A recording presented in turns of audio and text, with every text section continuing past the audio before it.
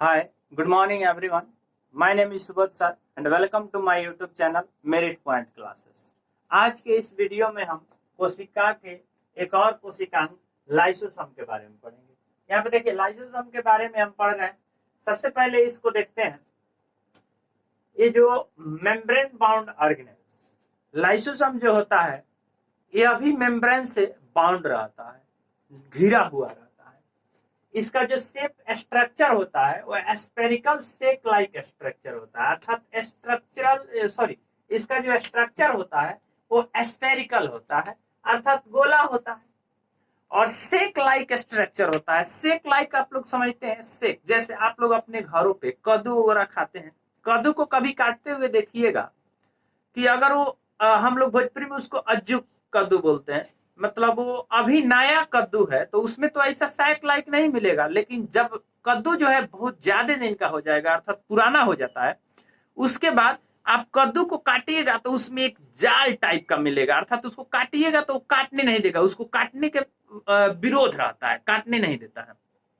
उसका हम लोग सब्जी भी बना के नहीं खा सकते हैं, उसमें सैक उत्पन्न हो जाता है। उसी प्रकार जो है इसका जो स्ट्रक्चर होता है सैक लाइक होता है। तो इस सैक लाइक स्ट्रक्चर है तो इसमें कुछ ना कुछ होगा।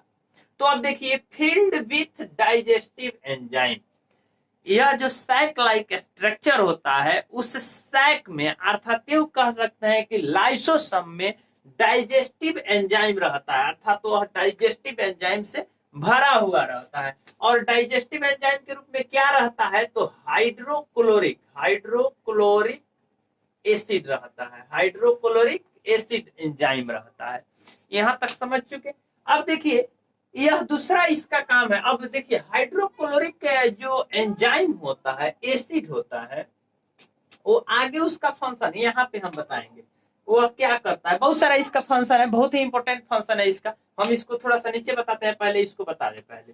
तो ये जो एंजाइम होता है आर मेड बाई RER, जो इसमें एंजाइम उपलब्ध होता है, जो प्रेजेंट रहता है, अर्थात जिस एंजाइम से सेक लाइक स्ट्रक्चर जो है लाइसोसोम का फील्ड रहता है, भरा हुआ रहता है, वह एंजाइम बना कहां से रहता है, तो RER के द्वारा बना रहता है। जस्ट आपको पिछले वीडियो में हम आपको एंडोप्लाज्मिक रेक्टिकुलम पढ़ाए थे तो उसमें बताए थे RER क्या होता है, रफ एंडोप्लाज्मिक रेक्टिकुलम।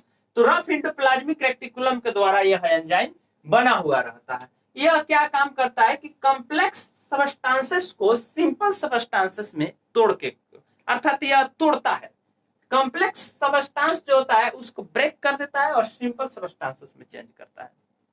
फिर अगला पॉइंट जो है kind of waste disposal system of cell.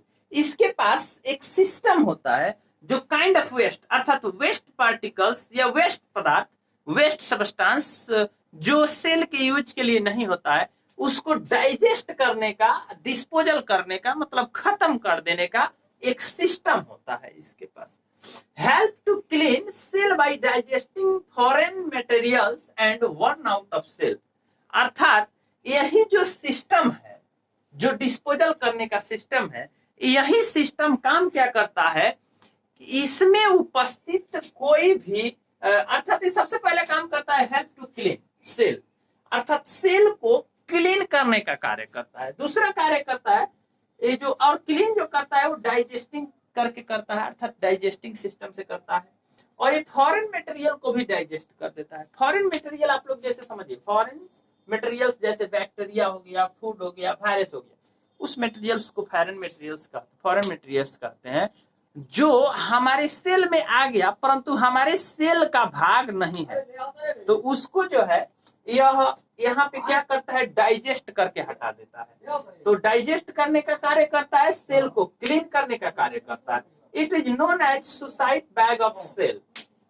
देखिए आपको काम क्या करता है, इसको ये जो उसको क्लीन करता है, अर्थात फॉरेन मटेरियल्स को क्लीन करता है, सेल को क्लीन करने का कार्य करता है, फॉरेन मटेरियल्स को हटा देता है, डाइजेस्ट कर देता है। लेकिन फिर भी इसको सेल का सुसाइड बैग के नाम से भी जाना जाता है, या इसको एटम बॉम्ब्स भी कहा जाता है। यह क्यों कहा जाता है तो उसको आपको यहाँ पे समझ में आएगा। व्हेन सेल गेट डैमेज्ड, जब सेल डैमेज्ड हो जाता है, अर्थात टूट जाता है, कभी देखिए चोट लगने से, गिरने से, एक्सीडेंट्स होने से, या किसी भी कारणवश अगर सेल हमारा डैमेज हो जाता है तो लाइसोसोम में burst and enzyme digest their on sale, अर्थात लाइसोसोम के अंदर एक बैग उपस्थित रहता है जो सैक लाइक होता है, जिसमें हाइड्रोक्लोरिक एसिड उपलब्ध रहता है डाइजेस्टिव एंजाइम के रूप में। तो उस समय उसके हाइड्रोक्लोरिक एसिड जो होता है फट जाने के कारण, उस बैग को फट जाने के कारण उसमें से हाइड्रोक्लोरिक एसिड निकल जाता है, और जब हाइड्रोक्लोरिक एसिड निकलता है तो पूर्णतः सेल को डाइजेस्ट कर देता है, खत्म कर देता है, डिस्पोजल कर देता है। तो इस तरह से उस सेल को ही विनाश कर दिया, इसलिए उसको एटम बम भी कहा जाता है या सुसाइड बैग ऑफ सेल भी कहा जाता है। यहाँ पे देखिए ये तो होता है, जैसे इसका आपको एग्जांपल देख सकते हैं, जैसे अचानक कभी डंडा से चोट लगने पर लाल हो जाता है, कारण यही होता है कि अचानक डंडा से चोट लगने पर सेल मर जाता है, उसमें उपस्थित हाइड्रोक्लोरिक एसिड भी खत्म हो जाता है और ये लाल आपको दिखाई देता है। तो इस तरह से जो है आपको इसमें उपस्थित जो है आपको हाइड्रोक्लोरिक एसिड हमारा सहयोग भी करता है, सेल को सुरक्षित भी रखता है, मतलब क्लीन भी रखता है, लेकिन यह फूट जाने पर खुद सेल को भी खत्म कर सकता है। यहाँ पे देखिए कि फॉरेन मटेरियल्स जैसे बैक्टीरिया हो गया, फूड हो गया, वायरस हो गया, ये सबको भी एक क्लीन करता है, अर्थात कोई वायरस वगैरह हो गया जो हमारे सेल में इन कर गया, जिसका कोई कार्य नहीं है, उसको जो है यह अपने हाइड्रोक्लोरिक एसिड को दे करके इसको आपको समझिए कि डाइजेस्ट करने का कार्य करता है। हमारी सेल के अंदर उपस्थित बहुत सारे कोशिकांग है, सेलुलर ऑर्गेन्स है, जैसे आपको बताए थे माइटोकॉन्ड्रिया हो गया, आपको जैसे गोल्जी अपार्टस हो गया, इस तरह से बहुत सारे हैं। ये सब में अगर कोई ऐसा कोशिकांग है जो फंक्शन लेस हो जाता है, कार्य करना बंद कर देता है, अब आप ही बताइए, जब वो कार्य नहीं करेगा तो उसका वहां प्रेजेंट रहने से कोई बेनिफिट है, कोई फायदा है? कोई फायदा नहीं है। तो वह जब फंक्शन लेस हो जाता है, कार्य नहीं करता है, उस समय लाइसोसोम अपने अंदर से हाइड्रोक्लोरिक एसिड को उस पर गिरा करके उसको क्लीन कर देता है, उसको डाइजेस्ट कर देता है, खत्म कर देता है। तो आप लोग ने यहाँ पे समझ चुका लाइसोसोम कैसे बाउंड होता है मेम्ब्रेन से। यह स्फेरिकल सेक लाइक स्ट्रक्चर होता है, उस सेक लाइक स्ट्रक्चर में हाइड्रोक्लोरिक एसिड जो है डाइजेस्टिव एंजाइम के रूप में मौजूद रहता है। एंजाइम जो है वो RER के द्वारा बना रहता है। फिर इसका काम है कि कॉम्प्लेक्स सब्सटेंस को सिंपल सब्सटेंस में ब्रेक करता है। और kinds of waste disposal system of cell, अर्थात इसके पास एक ऐसा काइंड्स ऑफ डिस्पोजल सिस्टम होता है जो समझिए कि वेस्ट को अर्थात वेस्ट सब्सटेंसेस को क्लीन कर देता है, डिस्पोजल करके हटा देता है। यह सेल में आपको फायदेमंद होता है सेल को क्लीन रखने के लिए। फिर यह जो है फॉरेन मटेरियल्स जैसे वायरस हो गया, फूड हो गया या आपको बैक्टीरिया हो गया, इसको क्लीन करने को अर्थात इसको हटाने का कार्य करता है। It is known as suicide bags of cell, इसको सुसाइड बैग्स ऑफ सेल के नाम से भी हम लोग जानते हैं, और क्यों जानते हैं आपको बता दिए। It is known as atom bomb, इसको एटम बम भी कहा जाता है।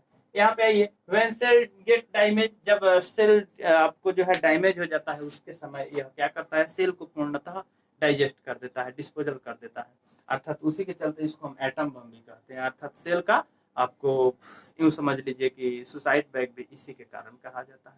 तो आप लोग को समझ में आ गई। Thank you.